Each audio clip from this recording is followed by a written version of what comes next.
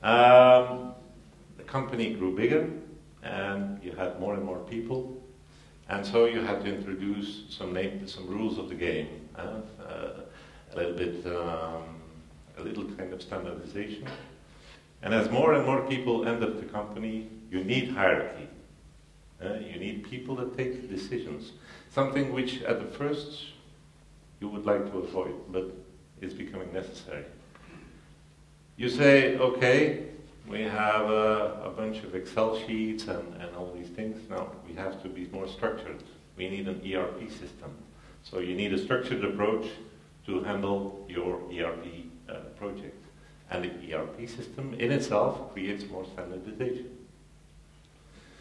Am I saying that this is bad? No, this is what you need. I've seen a lot of small companies which are having trouble of making the step to become a more bigger company. And so you need some things of the systems world, that's for sure. But the systems world can become a purpose in its own and feeding itself. So I referred already to the structure of the company. Hierarchy, is there something wrong with hierarchy? No, of course not. You need hierarchy in any organization, but it becomes a problem when it is the measure of actions of people, when they want to be in the hierarchy because that's important. When you have a too high number of people in the hierarchy, then the hierarchy is slowing down decisions, slowing down initiatives.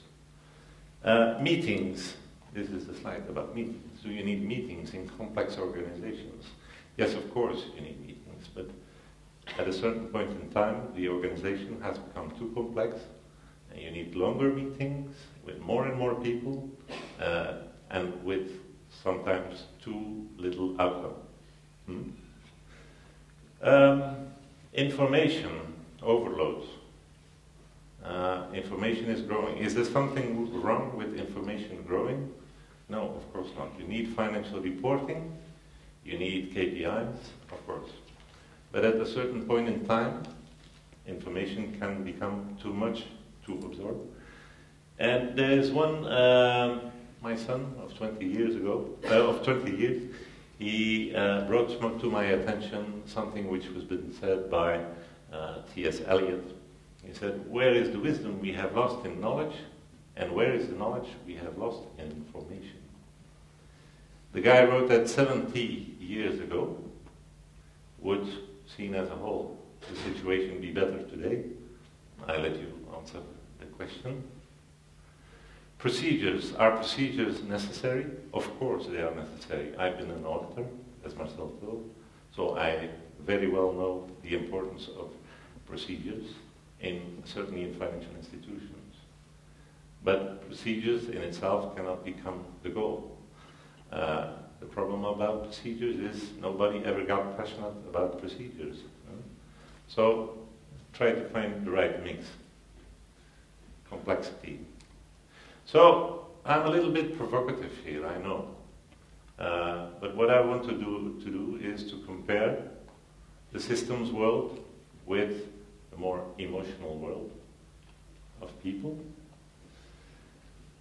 where you have entrepreneurship on the other side versus procedures on the other side, where you have collective wisdom compared to top-down wisdom on the other side, where you have coaching leadership compared to command and control. Now, I'm really provocative because you might think that what I'm saying is this is the good world and this is the bad world. This is fun and this is not fun. Of course, that's not what I mean. It's to have, my message is that only you have to find the right balance. Fun is only when you have the combination of the two in a good way. So, but let's face it, the small entrepreneurial company, well, he's high on the left side and low on the right side. But as companies grow bigger and bigger and older, you have to watch out that you're not too heavy on the right side and that you neglect the left side. But I see certainly evolution in the market.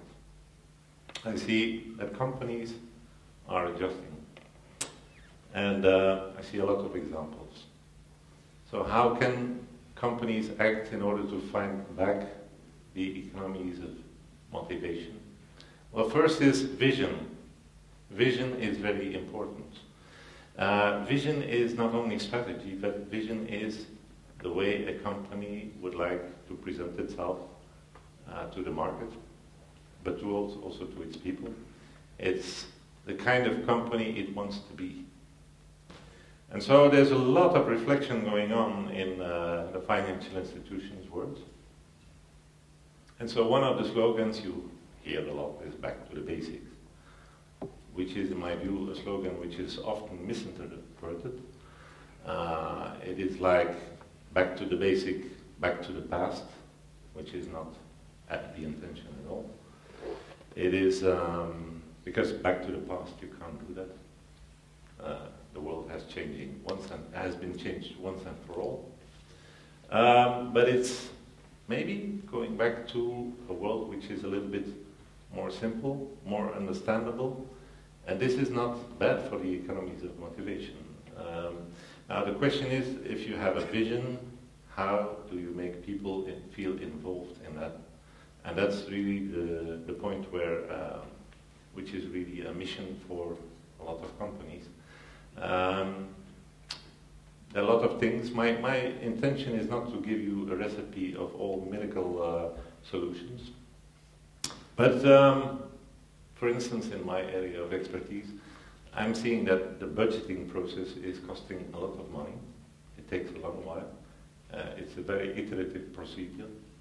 Am I saying budgeting is not necessary? Of course not. But I see opportunities to involve the organization, not only in the figures part, but also in more, what are we going to do next year?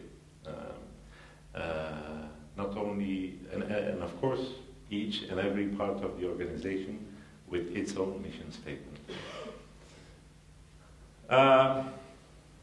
Last week, again, a little bit provocative.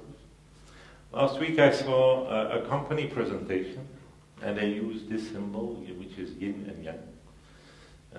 And for the rest, it was not any kind of esoteric message at all. It was a very professional message. But this is what the company was trying to express, was the fact that it was necessary to find a balance between economies of motivation, economies of the systems world, and also a balance between drive and reflection. So drive is the positive thing, but you can get into overdrive. Reflection is necessary, and then I'm referring back to the world of people running too hard sometimes. Within our own company, well, we are on the fast lane. We use that expression on purpose. Everybody's on the fast lane all the time. But we also say, from time to time, you have to go to the park lane and park your car to stand still and to reflect. And I think that's very important. And that has to be done on all levels of the organization. And so, for instance, when the chairman of our group meets my wife, he always says, take care of him, take care that he takes a lot of time for his park. And she's not succeeding that well, I must say, but okay. Agile organizations, the view of a big boat, and of course, one way of becoming more agile is to have a big organization split into smaller parts of the organization. The big sailing boats against the many more agile, smaller boats. This is, of course, I think a very good thing which is happening. So it gives more autonomy, more room for development for all the different parts of the organization. And yeah, the only thing that should not be done is to leave the systems world and to split it into different smaller systems worlds. So you have to integrate the possibilities of becoming a more agile organization by giving effectively more power and responsibility to these entities. I see also a number of companies which are starting to really reflect on communication. Communication is a big issue in large organizations. And there I see a number of positive trends. What happens often is that people working together on a project, well, physically they are brought together. But something which comes from the social media is that a number of companies also start to work on social media of their own and start to create communities so that people have it easier to work together on the same kind of topic.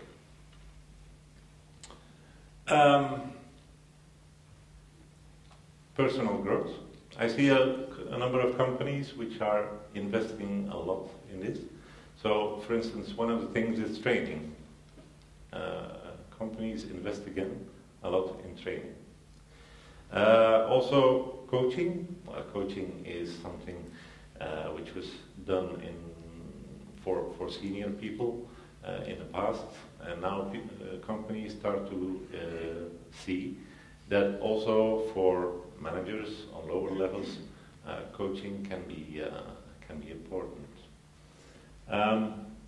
And when all these people grow well, then you have a nice view on the whole company. So as I said, I'm leaving it here. I don't want to give an explicit list of all the possibilities and all the actions which are possible. For me, it was important to stress the fact that the world is changing, and also, like there are lots of companies which are investing in technological evolution. You also see that on a social level, on a sociological level, there is a lot of evolution. And so, yeah, the whole principle of collaboration is, for me, a very important issue for the coming years. And the link with cost management, I suppose, that you see that it's direct. So, the slides here, I agree, they were a little bit more in the world of emotions. Maybe next time we will see each other. Then we'll talk about Basel II or new financial systems engineering, and those slides will be more in the systems world, I can say. For me, I hope it was a little bit inspiring for you, and I hope to see you back on the work.